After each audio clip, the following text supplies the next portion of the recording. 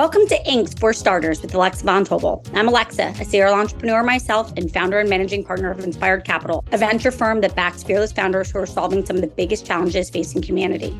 Now in our 6th season, we sit down each week with one of the best founders on the planet to hear their story of guts, inspiration, and drive.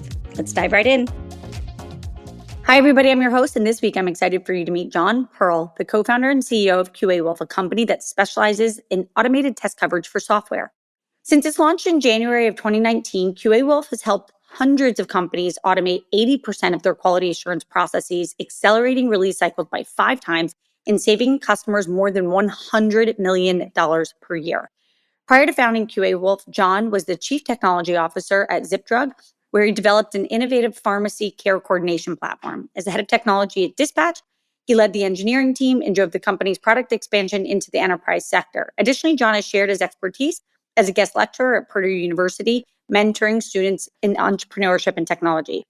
Jon Perl is dedicated to liberating people from repetitive tasks, a commitment that he continues to uphold every single day at QA Wolf. And with that, let's welcome Jon. Jon, first of all, so thrilled to have you on as my final episode of the year. Happy almost holidays. I'm so excited to dive right in here. Let's go first things first. What is QA Wolf in your own words? And walk us through the aha moment that helped you kick it off the ground. Yeah, so QA Wolf, we provide automated test coverage as a service, and we help our customers ship quickly by having a quick automated QA process without shipping bugs. In terms of the aha moment, it was actually a few years before we started QA Wolf. I led engineering at Dispatch, which is a logistics company based out of Boston. And there we were starting to scale up with our first enterprise customer. We had about 30,000 plumbers and contractors relying on us to figure out where to go. And I ended up shipping a bug that broke our platform.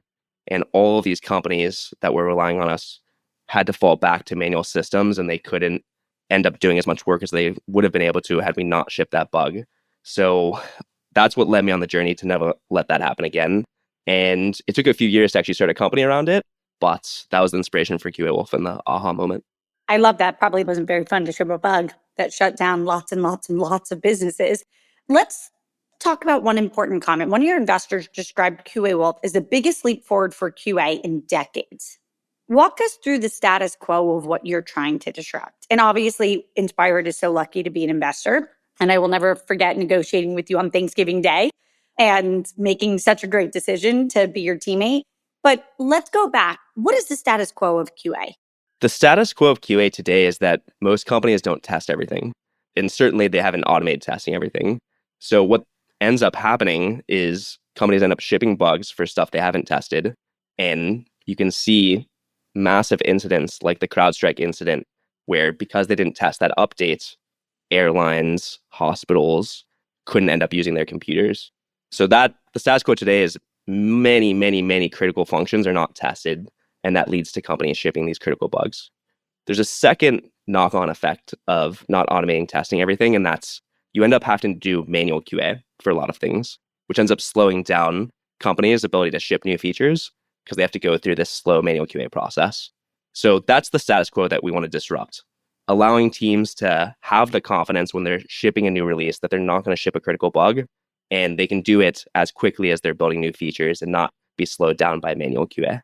I want to just quickly take a minute, and as someone who had an engineering team and we had a QA team, talk about what QA Wolf is bringing to the market in 3 years, 5 years. What does the future look like for QA Wolf and for QA generally? So our mission is to eliminate every software bug in the world. And I think of that in 2 parts. Part 1 is finding all the bugs. So we started off with web testing web apps like Figma and Drata, and helping to find, are there any critical bugs in these web apps? We're expanding that to more and more platforms. So we're expanding that to iOS and Android apps as well. And then we're going to be expanding that to finding not just does this feature not work, but other types of quality and other types of bugs like performance bugs. Does it work, and does it work fast? And then does it work well? So that's part 1 of QA Wolf, is finding all of these bugs and finding all of the quality issues in apps across more and more platforms. The second part of QA Wolf and our mission to eliminate every bug is helping companies actually fix those bugs. So once we've found the bugs, how can we help teams automatically fix them And as AI gets more and more advanced and more capable of tackling harder and harder problems, that's as we're going to sort of move on from finding bugs to helping fix them as well. 81% of software companies still rely on manual end-to-end testing. What happens when QA testing really goes wrong or isn't in place at the enterprise? Obviously, you mentioned the CrowdStrike, but just give a sense of the cost of that to a business and why it's so critical to have QA testing. The cost of the business is trust from your customers. When you have an incident like that, you risk losing contracts and you risk losing real revenue. A lot of our customers have come to us because they've shipped a critical bug and they've risked losing one of their marquee customers. So having that coverage in place allows you to prevent shipping these critical bugs and having the confidence that you're not going to put your customers' trust at risk every single time you make changes to your app. I want to go back to your go to market. You've scaled to over 150 customers in just a few short years, including SalesLoft and Drata. What have you learned about go to market and how do you pitch QA Wolf to companies? How do you tell them why it makes sense? Oh, we've learned a lot about go-to-markets over the past few years and scaling up. I think the most important learning is probably understanding what our customers' problems are and helping them solve those problems. So usually it comes in two forms. Either our customers are having a problem where they're shipping bugs and they need to get that under control. And so we help them get coverage in place to prevent those bugs from shipping and making sure all of their critical flows are tested. The other side of problems that our customers face are on their ability to release new features is really slowed down by a manual QA process. And so with that, then we instead focus on making sure all of their manual QA is automated. But it's all centered around how can we solve the customer's problem and starting off with that. So our whole pilot process, how we run our sales process, how we run the ongoing relationship, all ties back to what's the problem that is going to move the needle for your business, and how do we leverage this automated coverage to actually move the needle on the real problems you're facing, not just as a solution without a clear problem. I love that, Jon. I want to transition a little bit to you're an engineer, founder, CEO. So clearly you have a very strong point of view on recruiting and hiring engineering talent. How do you think about your hiring playbook and what do you look for when you are interviewing an engineer? Engineering talent, just like really all the talent that you want to hire for a team, is super critical, especially as a software company. Getting the best engineering talent is the key to innovating. And externally, we only hire really senior folks that you can throw a problem at them and they can tackle it independently and run with it. So to do that, it's difficult. If you're a great engineer, you have a lot of opportunities out there, a lot of different companies you can end up working at. So you have to stand out as a potential company to work at. What is it different that you can offer? And so we really focus on hiring the best talent in the world, senior folks externally. And to do that, we have a really interesting problem that they can relate to. And we also pay really great compensation. We allow people to work from anywhere in the world. And all of those things combined, they give us a unique advantage against other companies they could potentially work at. But really important to us is how can we find the best people in the world? And then how do we set up a support system internally, allowing them to use their creativity to give them problems to solve and the freedom to actually solve those problems and the freedom to make decisions as they see fit. I love that. And to your point, you need a really compelling offer to get the best talent on the planet. And you guys have thought about that a lot. If you fast forward, you really are sitting at the intersection of AI eating software. And you've had such incredible results in a short period of time. You've raised many successful rounds of funding and continue to grow at an incredibly quick pace. Let's fast forward 5 years, 10 years. Give us a sense of your point of view on the future and your predictions of the intersection of AI and engineering. What seems obvious to you, Jon? What's obvious to me is that AI is going to take over more and more of the low-level work that engineers do on a day-to-day basis. I mean, it's happening today. It's not like 5 years out. It's happening today. For our own engineering team, we use Cursor that helps autocomplete like a lot of code. We built our own AI internally to automate the basic tasks that our QA engineering does, the routes supporting customers. So I think as AI gets more and more capable, it's going to continue moving up the stack. Then it's going to allow people to become more and more strategic versus doing sort of the monotonous work that they do on a day-to-day basis and unlock people's creativity.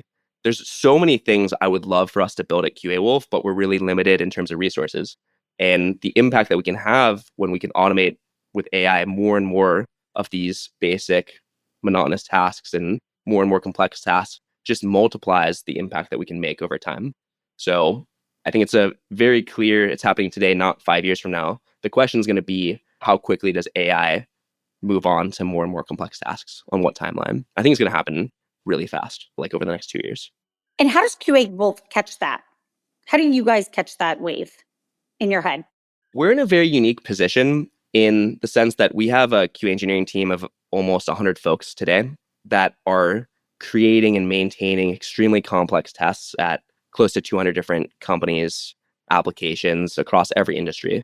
So we have the most expertise of any company in the world in terms of setting up automated test coverage. And we've aligned our business model to continue to become the most efficient test coverage factory in the world. What we're doing is we're encoding all of that expertise into our agent, and we're building the best QA AI agent in the world to do the stuff that our QA engineering team is doing today. So I think, we're in a really unique position, and this is where I'm so bullish on AI native services that have human in the loop, because over time, as software gets easier and easier to develop, the question is, what is your competitive moat? What's the advantage that you have? In our case, we have 100 folks that are constantly building more and more data for our AI to get better and better. But I think if you have a large amount of experts on your team that are allowing you to build the best AI agent in any vertical, that's a huge leg up in terms of how you can leverage AI in really any industry. I love that. You and your co-founders led engineering orgs in health tech, where you were dealing with highly important sensitive information. So you've had an extra onus on getting things right. If you could give advice to other founders who need to ensure their tech is running smoothly, what are the 1 to 2 things that you think everybody out there should be doing?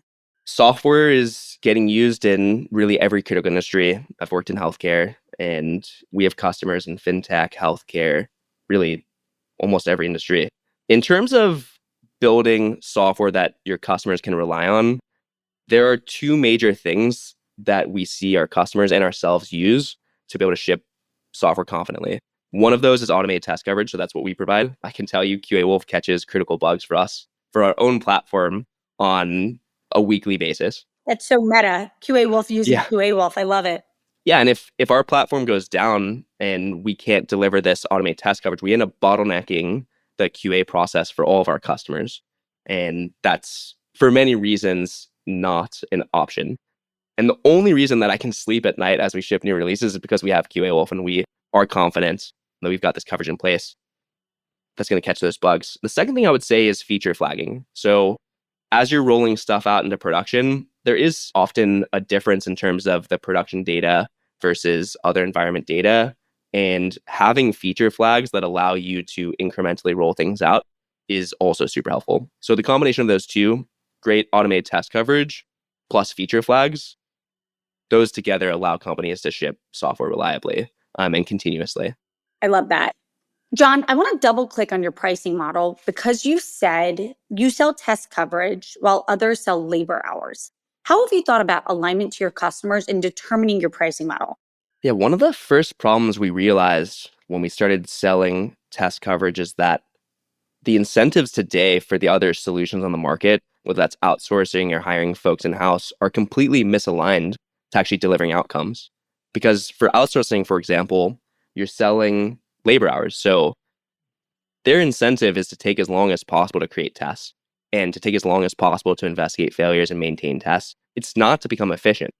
And we knew that we wanted to build technology that made us more efficient so we could deliver this test coverage as efficiently as possible for our customers. And so we thought about, how can we set up a pricing model that aligns our incentives where we deliver more value to customers, aligned to what problems they want to solve, and that's having good coverage in place, that also aligns our incentives to become as efficient as possible. And by billing based off of how much we're testing, our incentive is to become as efficient as possible.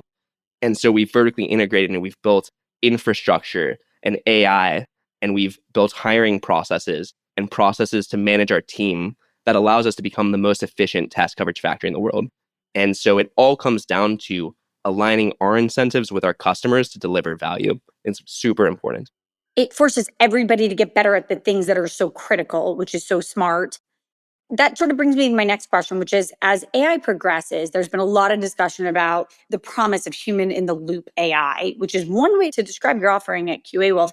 How do you think about the role of human in what you're building? And what tasks are you most excited to leverage AI for? How do you think about those two worlds? The challenge in selling task coverage, where there's many, many challenges, but one of them is that technology alone doesn't get you there. That's why teams today have to hire QA engineers or outsource it to QA engineers, or they have to have their developers do it. And so to actually sell the test coverage to solve the parts that technology don't solve on their own, we had to hire folks. I mean, initially we did it ourselves using our platform to set up these tasks and to maintain them and investigate them. But we've had to hire close to 100 QA engineers to actually deliver this test coverage. And that's super critical because otherwise we wouldn't be able to sell what we're selling today. What's exciting and what we started the company initially is we tried to build AI to do all of this, but AI is not quite there yet. It's making incredible strides. We're rolling out AI now that is making our QA engineers, 5 times as efficient than before to creating tests. But we still need our team to use that tooling. We still need people in the loop to solve the 20% that AI can't solve. So where I think AI fits in versus where people fit in is that AI is going to take over 80% of the monotonous work, and it's going to create a multiplier effect for us, for other people using AI to get more done. And so we're going to be able to deliver more test coverage more efficiently, which means more coverage for less money faster, which is something that our customers are always going to want. And we're investing a lot in AI to continue to build on that value prop of delivering more test coverage faster at a lower cost. And one other thing that I want to add about AI and the importance of having human in the loop is that for something like QA, you need it to work. You can't have it not work, even 1% of the time, or you risk shipping a critical bug. And as incredible as AI is, we're constantly finding that it makes obvious mistakes. So if it's not 100% accurate, which it's not going to be for a very, very long time, you can't rely on it to do critical functions like QA. And that's where you need to have a human in the loop to review that the AI is doing the right thing. Totally agreed. And that sort of matches a lot of our point of view, which is that fewer humans will do more. So it's not that you get rid of engineering at some point. It's actually just those engineers can do 5x of what they used to in the past. Jon, one of the things I personally really loved about working with you, and it really has just been a blast working with you and Laura and the rest of the team, you send weekly emails. You literally run at the mile marker of days, with the week being the unit of measurement of what you're trying to accomplish, not months, not quarters. You run at weeks. Tell us your thoughts on that pacing.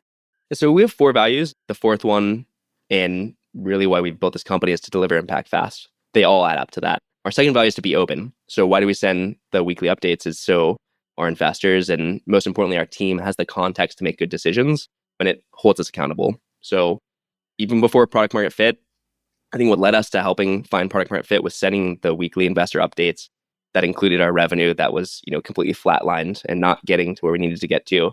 But it put in front of our face that we really need to make a change. Like, this current model we're doing is not going to get us where we need to get to. And I think that accountability is really helpful in terms of keeping that high pace. We send company updates internally across every department and, to investors on a weekly basis, but also within departments, like our engineers write, daily updates on what they're getting done.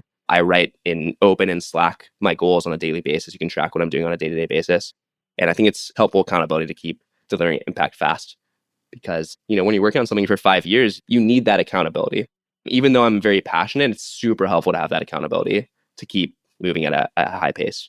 I love that you put your daily goals of what you want to accomplish in Slack. That's amazing. And we'll be right back after a message from our sponsors. I want to transition a little bit to you, Jon. You grew up in Virginia. If you look back, was it always clear to you that you would be a founder? I don't know if it was always clear that I would be a founder, but it was always clear that I wanted to work in technology and leverage it to make an impact. You grew up in a really tech forward household. I always like to ask, like, if you go back to your childhood, was there a moment or a memory or something that you believe helped equip you to get where you are today? So my dad's an electrical engineer and my mom's an architect. So my dad always had like a laptop pretty early on and computers early on and brought those back that I got to play with. I remember he was showing me how to install Windows 95 with like the floppy disks on a computer. And I remember learning how to like install an operating system when I was, probably 6 years old. Um, and I just grew up loving computers. So exposed to computers, really early on, I would play with them. And we got high speed internet early on because my mom worked from home. I could go over a lot of stuff I learned just using the internet, but that exposure to computers, I really fell in love with the technology and the fact that you could like click around, you could download stuff and do stuff on a computer. I've always found that magical. You actually started your first company right out of college, which went on to be acquired by Angie's List. Were there any lessons that stood or stand out for you from that first company that you've taken or applied with you into QA Wolf? I think one of the main lessons is don't scale up too quickly before you have product market fit. We had like 6 folks working for us at the time, and we did not have the revenue to support all 6 people. And I think it's much better to start with a small team, 2, 3 founders, get product market fit, and then scale up the team because it allows you to focus and iterate and focus on what matters, which is getting customers and delivering value to them. One of your teammates is your wife, Laura. What is it like working with your partner? And I always love to bet on husband wife teams, to be clear. How does that work for you guys? Teach us what you've learned. I always tell people I don't recommend it for everybody, but it works really well for us because we're super aligned in terms of what we want out of the business, what we want out of our relationship, and what we want out of life. And then we also have very complementary strengths. I think Laura is extremely pragmatic and she keeps the company going. She's grounded, make sure we're, doing the right things on a day-to-day basis. And I think I'm visionary is not the right word, but thinking about the future and how can we innovate and that partnership together, I think is a really healthy balance. So there's a lot to talk about working as a husband and wife. I think it's a strength for us because we're really passionate about the business and the problems that we're solving. And so we always have a lot to talk about. That's great. I think it's not all rosy. Like the lows are that much lower and the highs are that much higher. But when we were trying to find product market fit, when we were struggling, living off our savings, there was really like no success in sight. It was helpful to have our close relationship to support each other. Yeah. And so even though it was super painful, I think it was really helpful to allow us to endure and finally get to product market fit. The highs are even higher, the lows are even lower, is a good way to summarize it. I like that a lot, John. One thing I admire deeply about you, John, you've said before that when it comes to starting a company, people really underrate generosity. That in order to be successful, you have to be generous. I agree with you. But tell us what you mean by that. What does that look like in practice at QA Wolf? I really believe in people's potential. I think people start companies and they make a massive impact on their own. And a lot of companies really undervalue people's potential and they don't set up systems in place to help people live up to their potential and then be rewarded for it. You hear of stories of people make an awesome product at a company and then they get like a $20,000 bonus or something minuscule compared to the impact they make. And so I've always felt that you should really look at things on like a win-win basis. How can I set up a system where if you make an outsized impact, you're rewarded, similarly outsized. So you can be generous tied to upside, and that really aligns incentives, and it I think helps motivate people to really go above and beyond. For me, it's team building and leading the team is about how do I find the best people in the world to tackle the problems we want to solve, and then how do we set up systems in place for them to be successful as we're successful.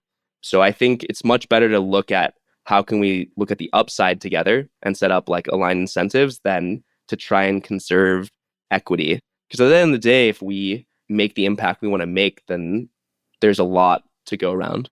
John, I really love that. And I really do think that is such a lesson for everyone listening, which is in order to become successful, you have to be generous. You have to motivate people properly. I think that's spot on.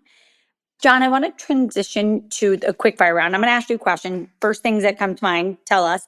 What is an interview question you like to ask people to decide whether or not you want to work with them?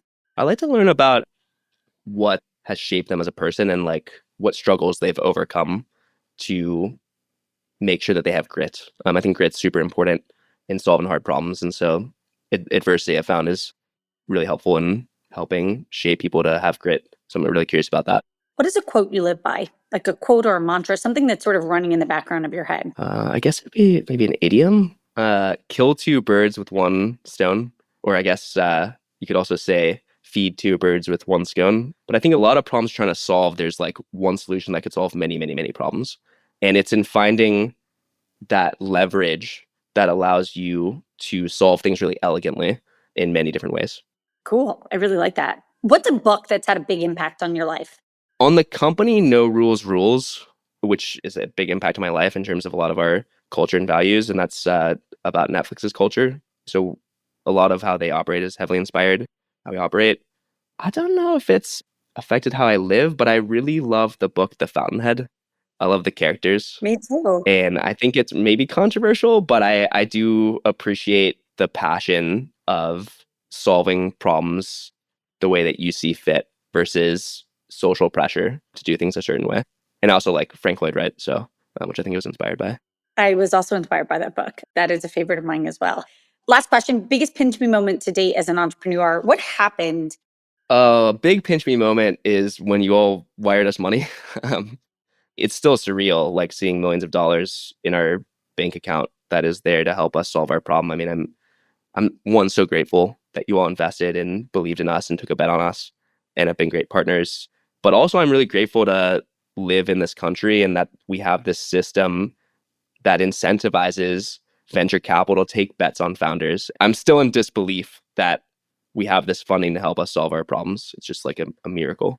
Not only do I agree with you, I always say that the most powerful thing about America is the American ambition, which is that incredibly ambitious people like yourself see a better future and then go and take tons of personal risks to go make it happen. Jon, thank you so much for joining us today. Everybody out there, first of all, if you're not using QA Wolf, you should. Save yourself tens of thousands, hundreds of thousands of dollars and use QA Wolf. And you can learn more about them at QA Wolf. That's QAWolf.com. Jon, we are rooting for you. We are so lucky to be in your corner. And just thank you for the incredible future that you're building for all of us. Thank you so much for having me on the podcast. Really grateful.